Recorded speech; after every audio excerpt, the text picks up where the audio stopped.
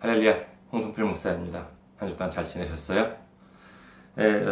귀한 또 선기 후원을 해주신 분들을 소개해드리겠습니다. 이진묵님, 그리고 이세나님, 그리고 마지막으로 무기명으로 익명으로 해주신 분이 계셨습니다. 제가 항상 매주 이렇게 영상을 촬영을 하고, 그 다음에 이제 뉴스레터를 이제 세계에 계신 분, 한국이든지 일본만이 아니라 세계에 계신 분들께 이제 메일을 보내드립니다. 그래서 지난주에는 사실 그 선교 후원에 대한 그러한 내용의 메일을 보내드렸었는데, 이분들께서는 메일을 제가 보내드리기 전에 미리 이렇게 그 전에 이렇게 그 후원을 해주셔가지고 특별히 훨씬 더 감사한 것 같습니다. 감사합니다. 물질에 대한 후원만이 아니라 그리고 또 기도에 대한 후원도 여러분들께 간곡히 부탁드립니다. 그리고 또 한 가지 말씀드릴 부분이 있는데요. 저희 교회가 아주 어려운 가운데 있는데 이런 상황에서 미국에 있는 그 남은 무료들 교회에서도 꽤 예전부터 후원을 해주고 계셨습니다. 그런데 남은 무료들 교회, 미국에 있는 교회인데, 여기 이제 신무하시는 분이 이제 최창수 목사님이라고 하는 분이세요. 얼굴도 제가 뵌 적이 없습니다. 그런데 정말 이렇게 한국이나 일본도 아닌 멀리 미국에서 이렇게 관심을 가져주시고 후원을 해주시는 것에 대해서 정말 항상 이렇게 감사한 마음이 있었는데, 얼마 전에 성도님, 남은 무료들 교회 성도님으로부터 메일이 와가지고요. 그랬는데 이 목사님께서 이렇게 돌아가셨다라고 하는 그러한 말씀을 들었습니다.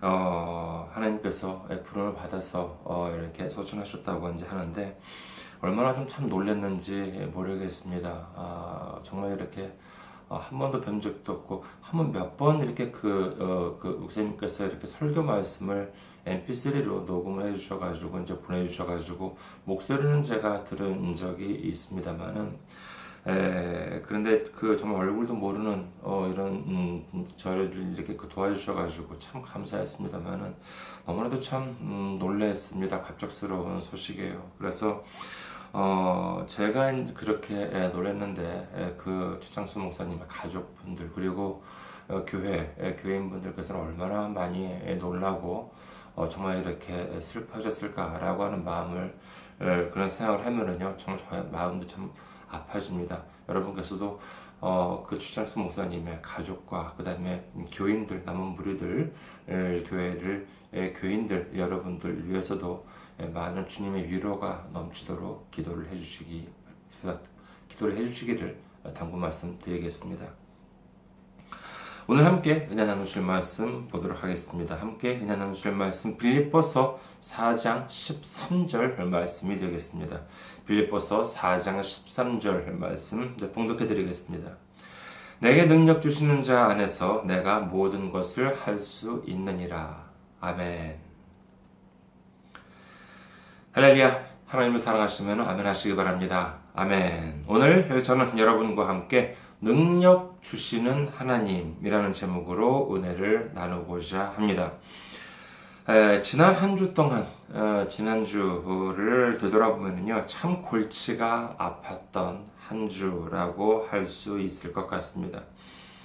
그 이유는 무엇이냐 하면은요, 혹시 아실지 모르겠습니다만, 팟캐스트라고 하는 것이 있습니다. 혹시 들어보신 적 있으신지 모르겠어요. 이는 스마트폰으로 이제 오디오나 동영상을 이용하는 서비스죠. 젊은 분들이야 이제 잘 아시겠지만은, 연배가 있으신 분들은 좀 모르실 수도 있습니다. 현재 저는 아까 말씀드린 대로 주일날 이렇게 전해드리는 말씀을 이렇게 동영상으로 이렇게 촬영을 이렇게 해서 유튜브에 올리죠.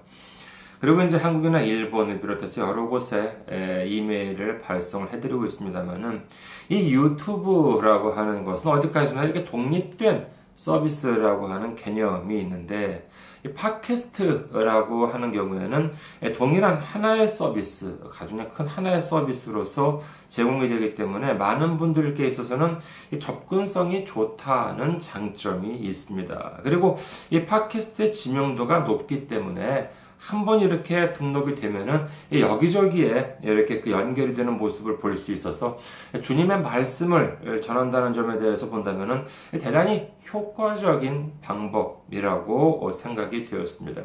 이 때문에 오래전부터 이미 많은 목사님이나 아니면은 교회에서 이용을 하고 있는 서비스이기도 하지요. 팟캐스트라고 하니까 잘 모르겠다. 내가 너무 이렇게 좀 뒤처졌나? 내가 너무 무식하나? 뭐 이제 이런 생각을 하시는 분들이 계실지 모르겠습니다만 아니요, 괜찮습니다.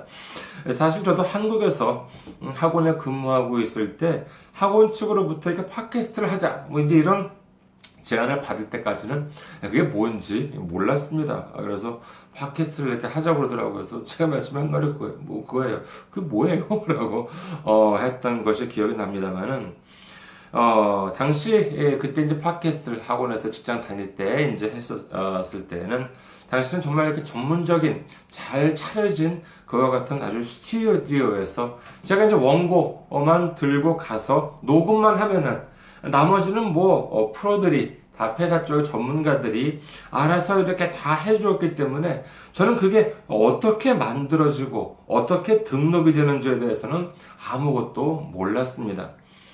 그런데 요즘 들어 제가 아무리 생각해봐도 그거를 해야 할 것 같아요. 유튜브만 가지고는 안 될 것 같다는 마음이 꽤 들기 시작했습니다. 하지만 그러면서 또 이제 한편으로 제가 가졌던 생각은 뭐냐 하면은요.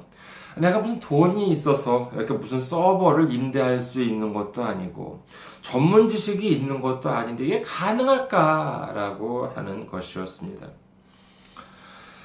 그래서 이거 하기는 해야 하는데 이게 잘 될까 하는 이 막연한 불안감을 가지고 결국 차일피일 미루고 있었습니다만 결국 지난 주일에 작심을 하고 발을 걷어붙였습니다. 그랬더니 이게 아니나 다를까. 이거 보통 복잡한 것이 아니었습니다. 일단 포토샵으로 이미지부터 만들기 시작했죠. 그리고는 인터넷에 올라온 글들을 찾아서 설명서를 읽으면서 하나하나 이렇게 해가는데 이건 그림을 등록하는 사이트가 다르고 자료를 올리는 사이트가 다르고 또 등록하는 또 사이트가 다르고 예를 들어 승인을 또 받아야 되는데 이것도 참 까다로웠습니다. 관련된 사이트만 보니까는 총 4개의 전혀 다른 사이트에 자료를 올리고 승인을 받고 그리고 또 프로그램도 새로 깔고 그래야 했었던 것이지요. 제가 그래도 지금까지 좀 컴퓨터도 좀 만지고 그랬습니다만은 이거 적지 않게 생소한 것들 투성이였습니다. 그래서 이 며칠간 참 신경도 많이 썼습니다. 나는 왜 이런 것도 참 제대로 못할까 하고 자괴감도 들기도 했고요. 정말 도중에 포기하고 싶어지기도 했습니다. 그런데 이게 결국 어찌어찌 해가지고 승인이 됐어요. 자, 이제 승인이 되었다고 하면은 이제 일이 모두 끝난 게 아니라 이제부터가 이제 시작이죠. 저 같은 경우는 이제 새롭게 하나부터 이제 시작하는 것이 아니라 이미 가지고 있는 자료들, 말씀, 설교 자료들이 있었기 때문에 이 파일들을 이제 동영상이었기 때문에요. 근데 팟캐스트는 이제 제가 이제 음성만 올리려고 하니까 이 동영상을 이제 음성 파일로 하나하나 바꾸어 줘야 합니다. 지금 가지고 있는 설교 동영상이 지난주까지 합하면은 총 132회 분 정도였습니다. 이를 하나하나 이제 음성 파일로 바꿔주고, 그걸 또 사이트에 올리고, 그러면서 한쪽에는 또 이제 이 자료 내용을 하나하나 또 이제 엑셀을 통해가지고 정리를 해가지고 또 다른 것도 등록을 시켜야 돼요.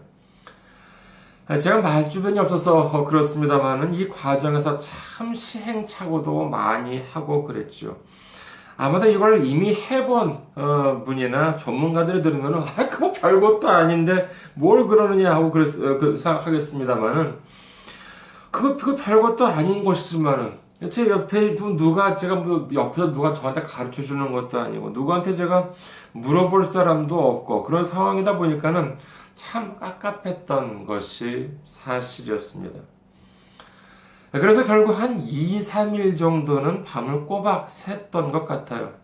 그 결과 참 은혜롭게도 지난주 것까지 무사히 등록을 완료할 수 있었습니다. 참 얼마나 놀라웠는지 모르겠어요. 이걸 한다고 뭐가 당장 되는 것은 아니지만은 그래도 해냈다는 것에 있어가지고 참 감사했습니다. 무사히 132회분 설교를 등록시키고는 저희 집사람한테 자랑을 했죠. 이걸 보라고. 드디어 이제 이렇게 132회 총 다 이렇게 등록을 해가지고 이렇게 올려줬다. 이렇게 자랑을 했습니다. 그랬더니만 이거를 조금 보고 난 다음에 저희 집사람이 대단히 충격적인 말을 했습니다. 무슨 말을 했느냐 하면은요. 이거 일본어판도 있어야 되는 거 아니에요? 그러더라고요. 그래서 아니 지금 내가 이걸 등록하느라고 얼마나 힘들었는데 그래. 당신이 옆에서 있으면서 계속 봐왔잖아. 내가 며칠 밤을 내 샜는지 알아? 막 이런 말을 하려고 했습니다만은 결국 하지를 못했습니다. 이유는 왜일까요? 예, 그게 맞는 말이었거든요. 이 팟캐스트라고 하는 것은 이렇게 나라별로 이렇게 다르게 되어 있는 것 같아요. 그래서 한국 쪽에서 이렇게 일본어를 등록을 해봤자 일본 사람들한테는 검색이 되지 않습니다. 그러니까 뭐예요? 어쩔 수 없이 처음에 승인을 받은 것부터 다시 해야 하는 것입니다.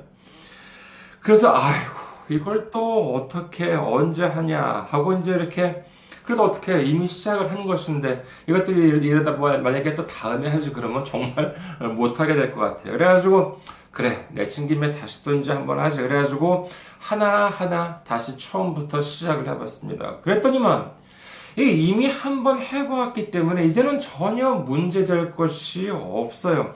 자료를 만들고 승인을 얻고 파일을 올리고 이를 등록하고 하는 절차가 물론 필요한 최소한의 시간은 걸렸지만은 처음 할 때처럼 여러 가지 시행착오나 실수 없이 불과 몇 시간 만에 무사히 다 마칠 수가 있었습니다. 제가 이 과정 무슨 대단한 과업을 이런 것은 아니지만은요, 이 일을 하면서 느낀 것이 있습니다. 제가 무슨 컴퓨터 그림 프로그램이나 엑셀, 사운드 프로그램에 대해서 제대로 배운 적이 없어요. 물론 그렇기 때문에 항상 이렇게 기초가 딸리고 여전히 모르는 것도 많이 있습니다. 하지만 요즘 제가 드는 마음이 어떤 거냐 하면은요, 바로 이 순간을 위해서 주님께서 나를 여기까지 인도해 주신 것이 아니었을까라고 하는 생각을 해보았습니다. 예를 들어서 엑셀 같은 거를 보면은요, 어떻게 배우게 됐느냐. 예전에 학교를 졸업하고 회사에 처음 들어갔을 때 보면은요, 거기에서 당시 무슨 부서에서 무슨 귀찮은 회계 정산 업무가 있었습니다. 요즘 같아서는 이렇게 대학생이 아니라 중고등학생들도 엑셀을 할 수 있을지 모르겠습니다만은 그때 좀 저한테가 좀 되게 생소했어요. 그런데 이 무슨 회계 업무라고 하는 것이 이제 그 부서에 있었는데, 근데 아주 귀찮은 것이었어요. 근데 그런 귀찮은 일을 저희 상사, 대리나 과장이 그런 일을 하기 좋아하겠습니까? 그러니까 결국 어쩔 수 없이 당시 제일 말단, 제일 신입사원이었던 제가 하게 되었습니다. 참 그게 얼마나 귀찮았는지 몰라요. 그리고 얼마 뒤 이제 회사를 그만뒀는데 여기에는 여러 가지 이유가 있었습니다만은 그 중 하나는 분명히 이 엑셀 업무를 하기가 싫었기 때문이라고 하는 것도 그 이유 중에 하나에 있었지 않았을까 합니다. 근데 문제는 이제 얼마 후에 다시 이제 다른 회사에 이제 들어가게 입사를 하게 됐는데 조금 있으니까는 그 사장님이 저를 불러요. 그러면서 하는 말씀이 뭐냐 하면은 홍석필 씨, 지금 우리 회사에 당신만큼 엑셀을 할 수 있는 사람이 없다는 거예요. 그래가지고 이 회계 처리를 자네가 좀 해주었으면 좋겠다라고 하는 것이었습니다. 참 얼마나 어이가 없었는지 모릅니다. 무슨 혹 때려갔다가 혹 붙인 것도 아니고 참 난감했지요. 하지만 뭐 그것 때문에 또 회사를 나올 수도 없으니 뭐 울며 겨자 먹기로 몇 년 동안 그 일을 하게 되었었습니다. 그러면서 자연스럽게 이 엑셀 쓰는 방법이라고 하는 것을 익히게 되었지요. 그리고 뿐만 아니라 이제 워드를 쓰는 방법이나 포토샵 또는 사운드 프로그램에 대해서도 비슷한 식으로 익히게 되었습니다. 회사에 다니면서 익히게 되는 것이죠. 정말 자의 반 타의 반, 좀 솔직하게 얘기하면 타의라고 하는 것이 반이 아니라 한 80% 이상은 되었을 것입니다. 그렇게 이제 정말 아주 그냥 싫은 것을 이렇게 억지로 뭐 이제 회사에서 일을 해야 되니까 어쩔 수 없이 배우게 된 것인데, 나중에 생각을 해보니까 다른 사람들은 학원에 다니면서 돈을 내고 배웠는데 저는 꼬박꼬박 월급을 받으면서 배운 결과가 되었던 것입니다. 어디 그뿐인가요? 저는 한국에서는 운전면허도 없었습니다. 서울에 뭐 대중교통이 보통 잘 돼 있나요? 교통비도 뭐 일본에 비하면 월등히 쌉니다. 지하철에 버스도 잘 돼 있고요. 조금 급하다 하면 택시를 잡으면 되죠. 뭐 비싼 돈 뭐 내 가지고 뭐 제가 뭐 차를 몰거나 할 필요가 전혀 없었습니다. 그런데 지난 2000년에 미국 생활을 시작을 했었는데, 뭐 동부 쪽에는 그래도 이렇게 대중교통이 갖춰져 있다고 합니다만은요, 제가 있었던 서부 쪽에 보면은요, 정말 그 대중교통이 뭐 웬만한 데 말고는, 정말 도시 몇 곳, 아주 큰 도시 몇 곳 말고는 역시 대중교통이 뭐 전무하다시피 합니다. 그러니 어쩌겠습니까? 결국 면허를 딸 수밖에 없었지요. 제가 이래봬도 운전면허에 있어서는 미국 유학파입니다. 아무런 뭐 거기서는 한국 사람한테 배우긴 했습니다만은요. 만약 그때, 근데 지금 생각해 보면요, 만약 그때 운전면허를 따지 않았다면은 제가 지금 이 나이에 이 대중교통이 너무나도 부족한 이 일본 군마현에 와서 이렇게 어떻게 살아갈 수가 있었겠을까라고 하는 생각도 하게 되었죠. 이렇게 하나하나 따지고 보면은요, 일본어도 마찬가지입니다. 제가 처음으로 일본에 올 때는 아직까지 한국이 해외여행 자유화가 되지 않았을 때였습니다. 그러니까 아무나 외국에 나갈 수가 없었을 때였지요. 그때 제가 무슨 제 노력이나 뭐 실력으로 일본에 온 것이 아니에요. 그냥 어린 나이에 뭣도 모르고 부모님 따라서 온 것일 뿐이었습니다.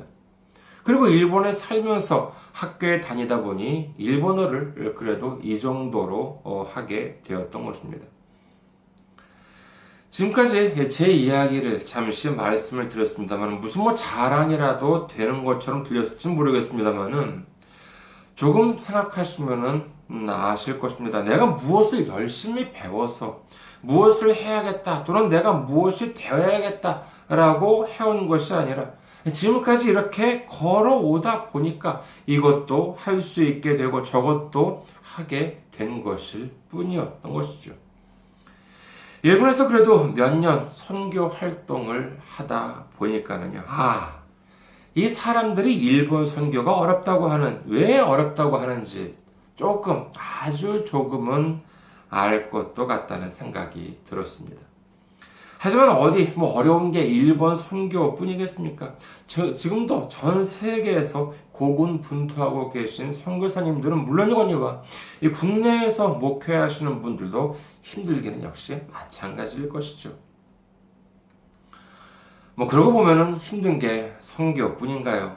외국에서 생활하는 분들도 힘들고 국내에서도 여러 가지 힘든 일들은 많을 것입니다. 하지만 저는 이번 일, 뭐 몇 번이나 말씀을 드리지만은 객관적으로 보면 그리 대단한 일은 아닙니다만은, 이번이 작은 일을 겪으면서 느낀 것 몇 가지가 있는데, 그 중 하나가 아까 말씀드린 것처럼 이 주님께서는 어쩌면 이 때를 위해서 지금까지 나를 인도해 주신 것이 아닐까 하는 생각이 들었던 것입니다. 내가 무슨 치밀한 계획을 세워서 어렸을 때 일본에 왔던 것도 아니요. 피나는 노력을 해서 일본어를 익힌 것도 아니요. 비싼 돈을 들여가면서 컴퓨터를 배운 것도 아님에도 불구하고 이 모든 것이 주님께서 계획하셔서 지금까지 온 것이 아닐까 하는 것입니다. 그렇다고 제 엑셀이나 포토샵이나 컴퓨터 실력이 뛰어나다는 것은 아닙니다. 아마도 전문가가 제 실력을 알면은요 비웃을 것입니다. 아이고 그 정도 실력 가지고 엑셀을 한다고 그럴지 모르겠습니다만은 그래도 이 부족한 실력이라 한다 하더라도 주님께서 쓰시겠다 이렇게 한다 그러면 또 주님께서 쓰시기 위해서 예비해 주셨다고 하면은 우리는 기쁜 마음으로 바칠 수 있어야 한다고 믿습니다. 예수님께서 예루살렘에 입성하실 때 나귀를 타셨지요. 그 당시의 상황을 보면 정말 대단합니다. 수많은 사람들이 이 나귀를 타고 오시는 예수님을 찬양합니다. 마태복음 21장 8절 보면은요, 무리의 대다수는 그들의 겉옷을 길에 펴고 다른 이들은 나뭇가지를 베어 길에 펴고 앞에서 가고 뒤에서 따르는 무리가 소리 높여 이르되 호산나 다윗의 자손이여 찬송하리로다 주의 이름으로 오시는 이여 가장 높은 곳에서 호산나 하더라. 정말 온 예루살렘이 정말 떠내려갈 정도로 찬양이 울려 퍼집니다. 그런데 그 찬양을 예수님만이 아니라 예수님께서 타신 이 나귀도 듣게 되었던 것이지요. 사람들이 겉옷을 길에 펴고 나뭇가지를 베어 길에 펴는 예를 갖추었을 때 그 위를 직접 밟고 가는 것은 바로 이 나귀였던 것입니다. 하지만 이 나귀가 했던 일이 무엇이었습니까? 그냥 예수님이 이쪽으로 가자 하면은 이쪽으로 가고 저쪽으로 가자고 하면은 저쪽으로 갔을 뿐이었습니다. 이처럼 온순하게 따랐던 나귀는 자기 스스로는 아무런 자격이 없었음에도 불구하고 이처럼 놀랍게 쓰임을 받게 되었다는 것을 우리는 기억해야 합니다. 구약에서 보면은요, 애굽에 팔려간 요셉이 총리가 되기 위해서 노력을 했습니까? 아니면은 다윗이 무슨 왕이 되기 위해서 선거운동을 했습니까? 사무엘하와 역대상에 보면은요, 나단 선지자를 통해서 장차 있을 영광에 대해서 이 하나님의 말씀을 다윗에게 전할 때 다윗은 이렇게 고백합니다. 역대상 17장 16절입니다. 역대상 17장 16절. 다윗 왕이 여호와 앞에 들어가 앉아서 이르되 여호와 하나님이여 나는 누구이오며 내 집은 무엇이기에 나에게 이에 이르게 하셨나이까. 이렇게 고백을 하죠. 나는 정말 보잘것도 없고 우리 집도 정말 보잘것이 없는데 어찌해서 이렇게 저에게 놀라운 축복을 주십니까? 이렇게 다윗이 고백을 하고 있는 것입니다. 이는 전혀 과장된 겸손이 아닙니다. 내가 지금까지 왕이 되려고 한 것도 아니요. 정말 왕을 넘볼 정도로 훌륭한 집안, 훌륭한 가문에 태어난 것도 아니요. 그저 보잘것 없는 집안, 그것도 장남도 아닌 제일 막내로 태어났습니다. 그리고 하나님으로부터 축복받기 위해 무슨 야곱처럼 자기가 머리를 써가면서 이렇게 기를 쓰고 노력을 한 것도 아니지요. 그럼에도 불구하고 이처럼 놀라운 축복을 주신다는 하나님께 감사의 찬송을 드리고 있는 것입니다. 이 다윗을 보면은요, 참 죄도 많이 짓고 그랬습니다만 항상 주님과 가깝게 지냅니다. 자기에게 좋은 일이 있으면 기다렸다는 듯이 이렇게 하나님께 감사를 드리고 자기가 잘못을 저지르면 곧바로 무릎을 꿇고 회개를 합니다. 그러니 하나님께서 보시기에 참 얼마나 귀여우셨을까라고 하는 생각을 해보았습니다. 가난할 때나 부할 때나 어려울 때나 즐거울 때나 항상 주님을 가까이 했습니다. 그러니 축복을 안 받을래야 안 받을 수가 없는 것 아니겠습니까? 고린도전서 1장 26절부터 29절까지 보도록 할까요? 고린도전서 1장 26절부터 29절. 형제들아 너희를 부르심을 보라. 육체를 따라 지혜로운 자가 많지 아니하며 능한 자가 많지 아니하며 문벌 좋은 자가 많지 아니하도다. 그러나 하나님께서 세상에 미련한 것들을 택하사 지혜 있는 자들을 부끄럽게 하려 하시고 세상에 약한 것들을 택하사 강한 것들을 부끄럽게 하려 하시며 하나님께서 세상에 천한 것들과 멸시받는 것들과 없는 것들을 택하사 있는 것들을 폐하려 하시나니 이는 아무 육체도 하나님 앞에서 자랑하지 못하게 하려 하심이라. 아멘. 그렇기 때문에 주님 앞에서는 아무리 정말 힘있고 아무리 돈이 많다 하더라도 교만하지 말라고 하는 것입니다. 고린도전서 10장 12절 그런즉 선줄로 생각하는 자는 넘어질까 조심하라. 마태복음 3장 9절 속으로 아브라함이 우리 조상이라고 생각하지 말라. 내가 너희에게 이르노니 하나님이 능히 이 돌들로도 아브라함의 자손이 되게 하시리라. 나는 내 힘으로 무엇이든지 할 수 있다. 내 능력으로 할 수 있다. 이렇게 생각하는 사람은 주님께서 기뻐하지 않습니다. 아니, 기뻐하시기는커녕 거들떠보지도 않으시는 것입니다. 오히려 주님께서는 겸손한 가운데 주님을 의지하고 주님께 순종하는 사람들을 도구로 사용하기를 원하고 계신 것입니다. 자, 그렇다면 우리는 어떻게 해야 할까요? 하나님으로부터 쓰임을 받기 위해서는 어떻게 하면 좋겠습니까? 당장 신학교 가서 공부를 하고 목사 안수를 받아야 합니까? 그리고 선교사로 나아가야 하나요? 아니면 전 재산을 팔아서 주님께 기부해야 합니까? 오늘 말씀을 다시 한번 보도록 하겠습니다. 빌립보서 4장 13절 말씀, 내게 능력 주시는 자 안에서 내가 모든 것을 할 수 있느니라. 아멘. 그렇습니다. 주님께서는 내게 능력을 주십니다. 자, 내가 너를 도구로 쓰려고 해. 그러니까 네가 열심히 노력해서 멋진 도구가 된 다음에 나한테로 와. 이게 아니에요. 내가 너를 도구로 쓰려고 해. 그래서 뭐예요? 노력하라? 아니에요. 그런 것이 아니라 내가 너한테 능력을 줄 거야. 너를 내가 원하는 도구로 만들어 줄 거야. 라고 말씀하시는 것입니다. 내가 너를 쓰려고 해. 내 도구로 쓰임을 받으면 너는 축복을 받아. 이를 위해서 너를 내 손에 딱 맞는 도구로 만들 거야. 그러면 우리는 뭘 하면 됩니까? 예, 그렇습니다. 예수님을 등에 태운 나귀처럼 이리로 가라 하면 이리로 가면 되고 저리로 가라 하면 저리로 가면 되는 것입니다. 자, 일본에 가서 일본어도 배우고 월급 받으면서 엑셀도 배우고 포토샵도 배우고 그래. 이유? 내가 너 나중에 써먹으려고 그러는 것이야. 이렇게 말씀하고 계신 것이죠. 바로 이것인 것입니다. 앞서 말씀드린 이 팟캐스트라고 하는 것이 아시는 분들은 아시겠지만은 사실은 이 아이폰을 개발한 미국 애플사에서 운영하는 이 회사 서비스입니다. 제 저의 이 팟캐스트도 승인을 해주고 그랬으니까 어디 한번 그 애플사의 창업주인 스티브 잡스 이야기를 한번 해볼까 합니다. 이는 그가 2005년 미국 스탠포드 대학교 졸업식 때 했던 연설 중에 있는 내용입니다만은 이 스티브 잡스 이 사람이 젊었을 때 대학에 입학했을 당시에는 집안 사정이 안 좋았다고 해요. 그런데 자기가 또 들어간 학교가 스탠포드가 아니라 다른 학교였습니다만은 역시 그 돈이 무척 많이 드는 학교였다고 합니다. 그래서 자기가 가만히 계산을 해보니까는 자기가 이 학교를 졸업할 때까지 다녔다가는 자기 부모님의 재산이 모두 다 탕진될 것 같다라고 하는 생각이 들었다는 것입니다. 하지만 그렇게까지 해서 이 대학을 졸업해야 한다라고 한다는 것에 대해서 의문을 가졌다는 것이에요. 결국 그는 얼마 지나지 않아서 대학을 그만두었습니다.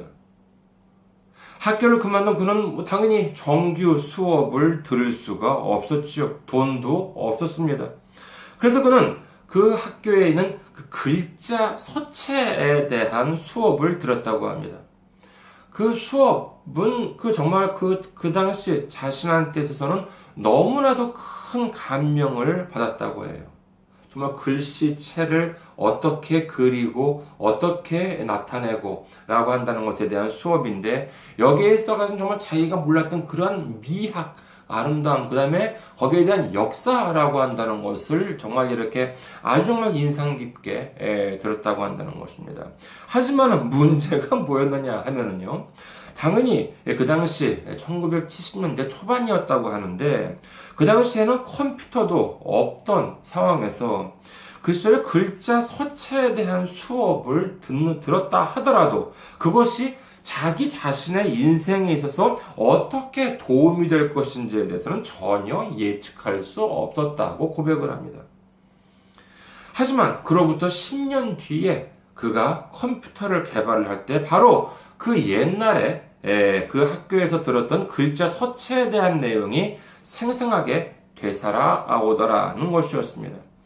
그래서 당시 그는 컴퓨터를 개발을 할 때 그 컴퓨터 안에 다양한 서체에 대한 지식을 응용을 한 기술을 넣을 수 있었다고 하죠. 그리고 이 컴퓨터는 마침내 어마어마하게 판매를 하게 되는데, 이 컴퓨터가 바로 그 유명한 매킨토시 컴퓨터라고 한다는 것입니다.